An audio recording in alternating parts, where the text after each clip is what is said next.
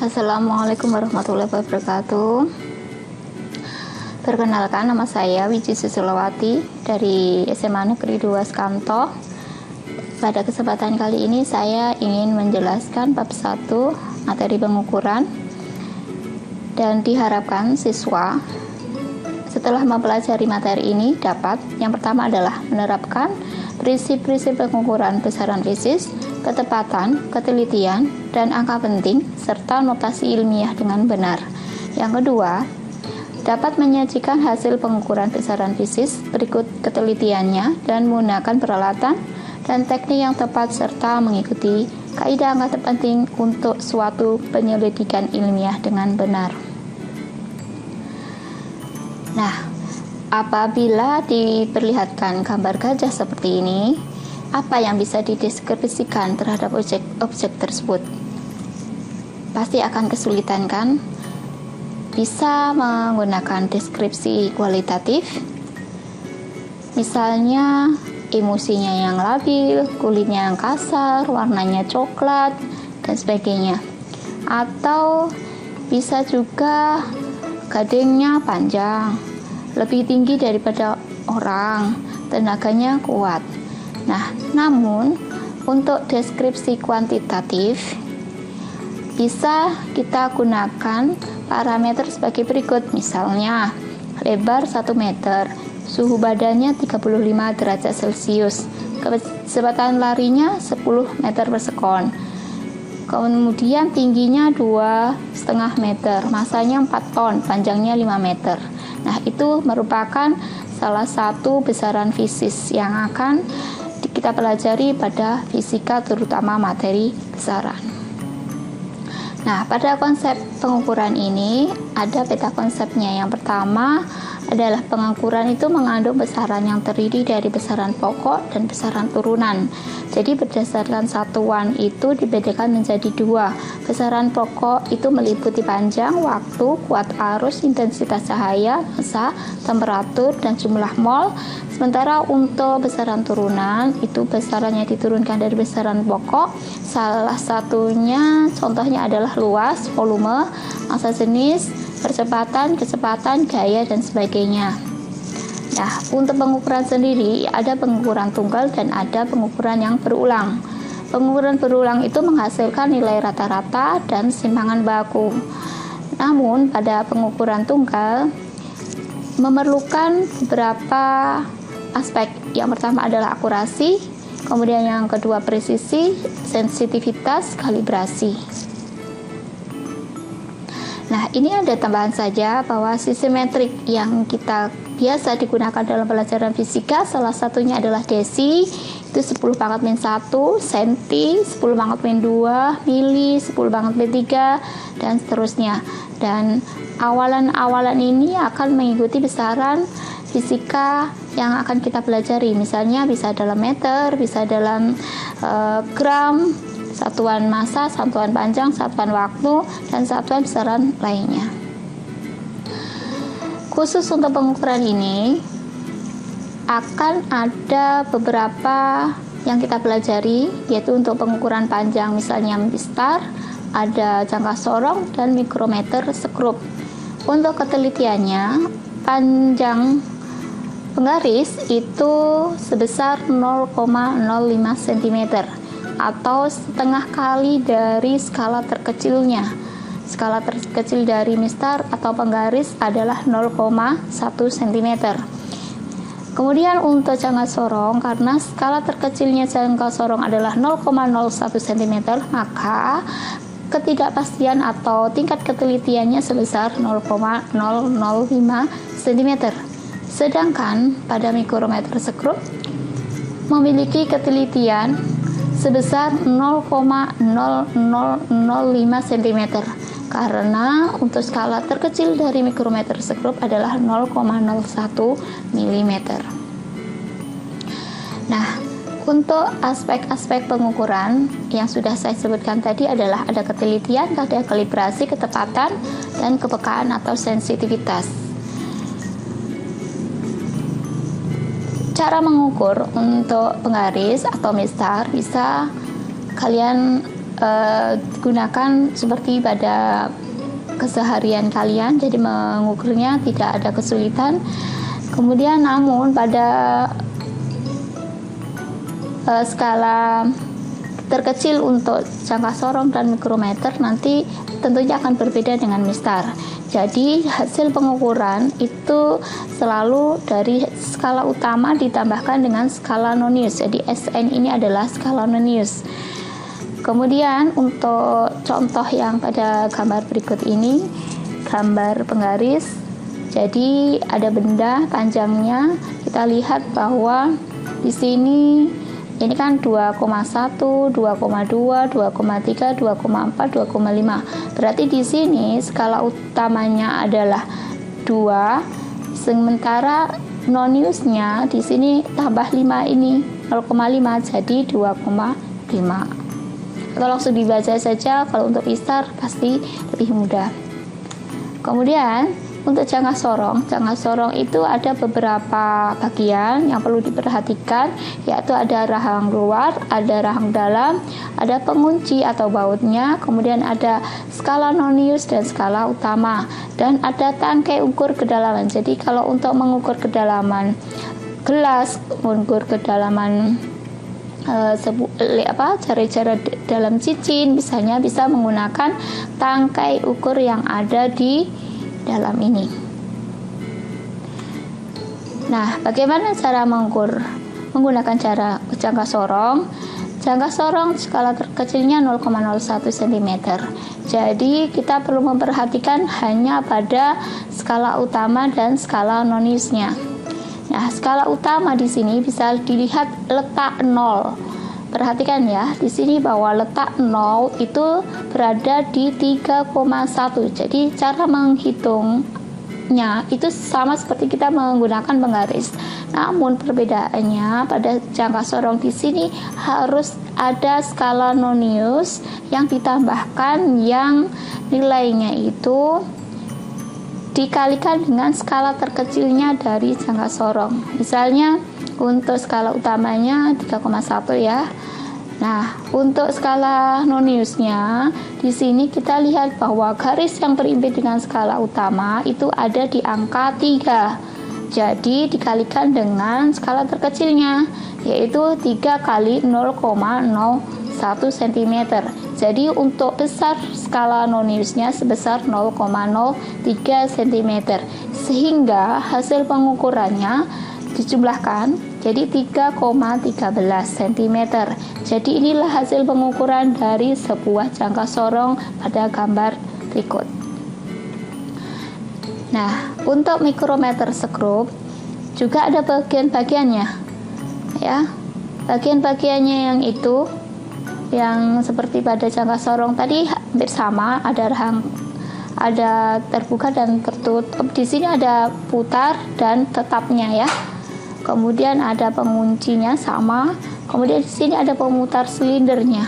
Jadi bedanya dengan jangka sorong tadi, di sini kalau mikrometer skrup itu ada pemutar silindernya, kemudian ada silinder yang bergerigi.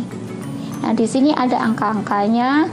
Angkanya yang di sini adalah skala utama, sementara yang diputar di sini silinder putarnya berisi skala noniusnya.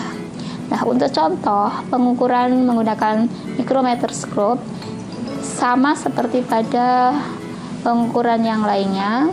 Kita perhatikan terlebih dahulu adalah skala utamanya, letak 0. Jadi di sini 0, perhatikan karena paling kiri adalah 0. Di sini ada garis di bawah, berarti ini 0,5. Nah, kita perhatikan yang berimpit dengan skala utama di angka berapa? Ini setelah 5, kita hitung maju 5, 6, 7, 8.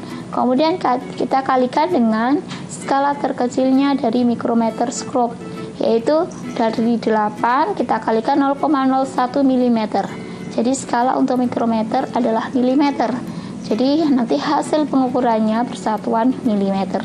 Jadi setelah ditambahkan 0, ini 0,5, ditambahkan dengan 0,08 mm, hasilnya adalah 0,58 mm. Nah, untuk tugas yang pertama, di sini ada tugas 1A dan 1B.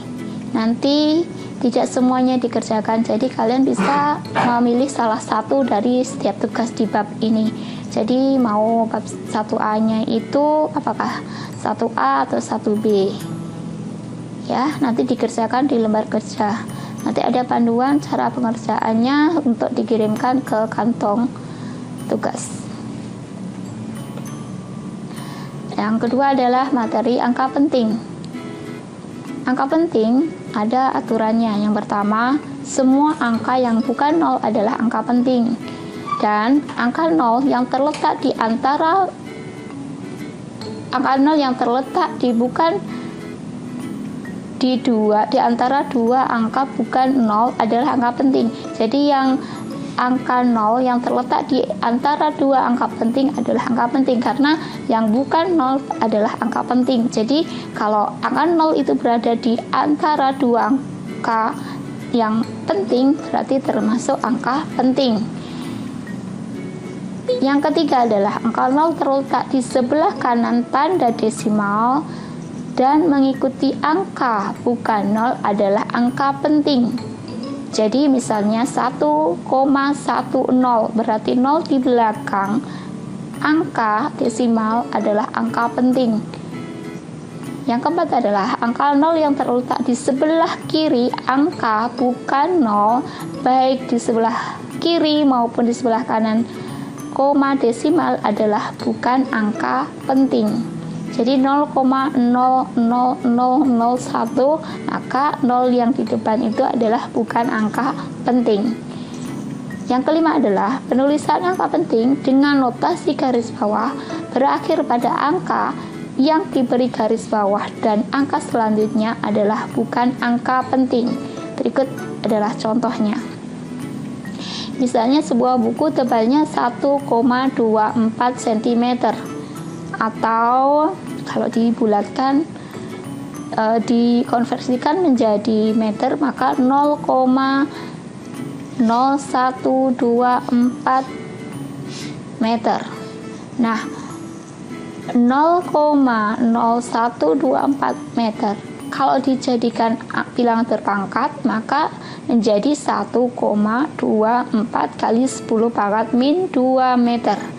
Maka 1, 2, dan 4 adalah angka penting, sedangkan 10 pangkat min 2-nya adalah orde besaran. Itu bukan angka penting.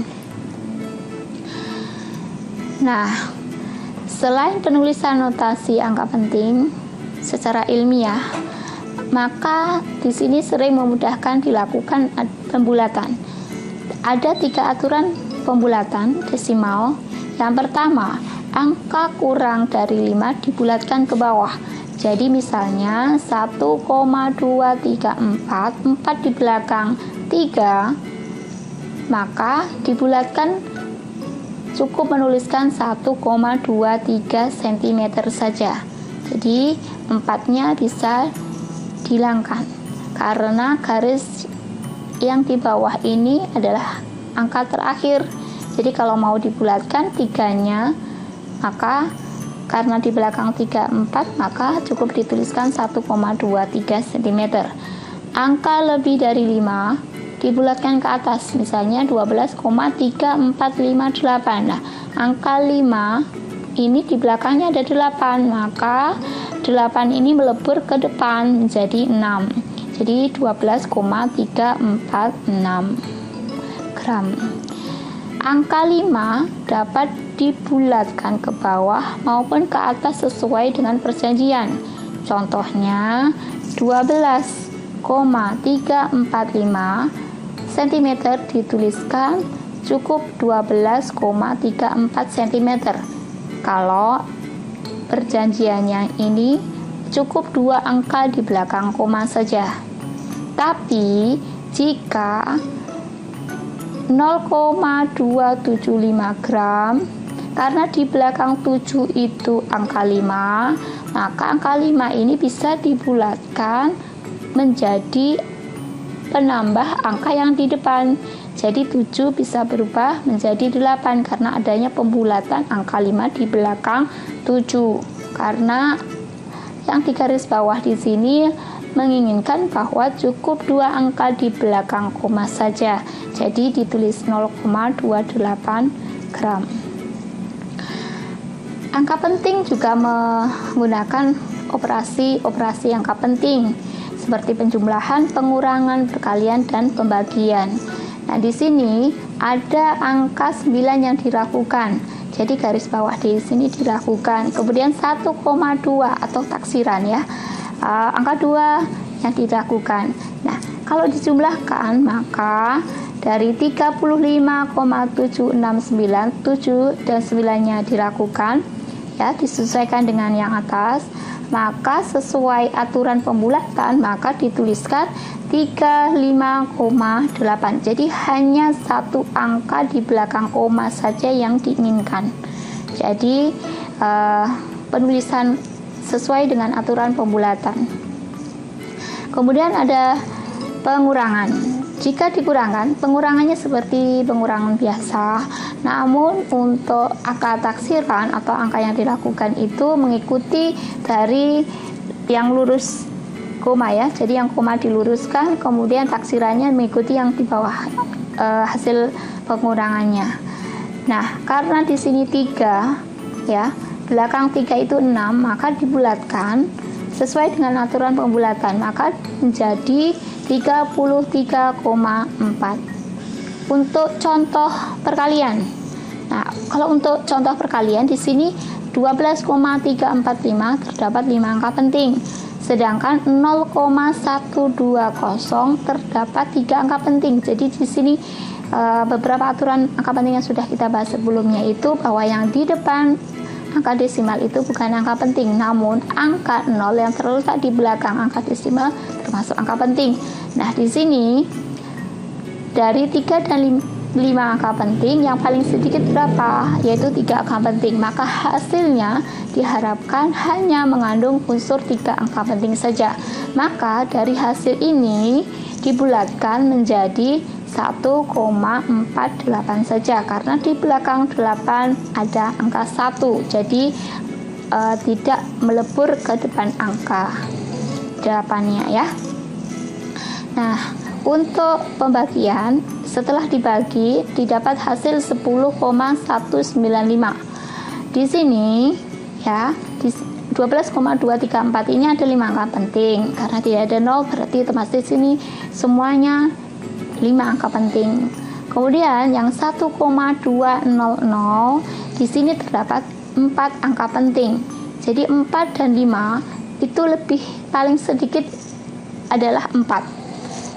Jadi diharapkan hasil pengukurannya itu hanya berisi 4 angka penting saja. Maka setelah itu dibulatkan menjadi 10,20 karena di belakang 9 ada 5. 5 melebur menjadi penambah dari angka di depannya 19, jadi menjadi 20. Nah, ini contoh operasi pengangkaran atau pemangkatan bisa dibaca. Dan untuk tugas yang kedua adalah di sini ada nomor 1 dan nomor 2. Silakan dipilih yang mana, apakah nomor 1, apakah nomor 2. Hanya cukup 1 soal saja yang dikerjakan. Nah, terima kasih, cukup sekian dari saya. Ada kurangnya saya minta maaf. Billahi taufiq wal hidayah. Wassalamualaikum warahmatullahi wabarakatuh.